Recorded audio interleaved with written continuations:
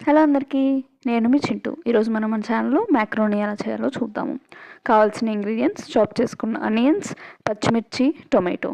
First అయితే మనం stove మీద ఒక బౌల్ పెట్టేసుకోవాలి.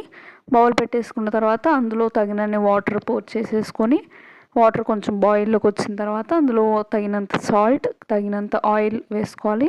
కొంచెం ఆయిల్ మనం స్టిక్కినెస్ లేకుండా ఉండడానికి ఆయిల్ యాడ్ చేస్తాము. తర్వాత మ్యాక్రోనీని యాడ్ చేసేసుకోవాలి. యాడ్ చేసుకున్న తర్వాత ఆ ప్యాక్ వెనక ఉన్న ఇన్స్ట్రక్షన్స్ని బట్టి అన్ని మినిట్స్ మనం మ్యాక్రోనీని బాయిల్ చేసేసుకోవాలి. బాయిల్ చేసేసుకున్న తర్వాత ఒక ప్యాన్ తీసుకొని అందులో ఆయిల్ పోసేసుకొని కొంచెం జీలకర్ర యాడ్ చేయాలి. జీలకర్ర తర్వాత చాప్డ్ పచ్చిమిర్చి యాడ్ చేస్తున్నాను. తర్వాత చాప్డ్ ఆనియన్.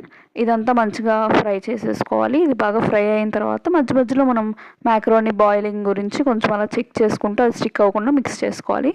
తర్వాత ఈ ప్యాన్లో మనం చాప్డ్ టొమాటో వేసేసుకుందాము.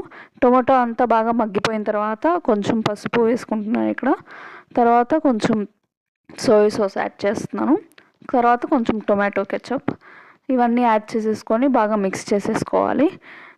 ఇదంతా బాగా మిక్స్ అయిపోయి ఫ్రై అయిపోయిన తర్వాత బాయిల్ చేసుకున్న మ్యాక్రోనీ ఏదైతే ఉందో దాన్ని తీసుకొని ఇందులో యాడ్ చేసేసుకోవడమే.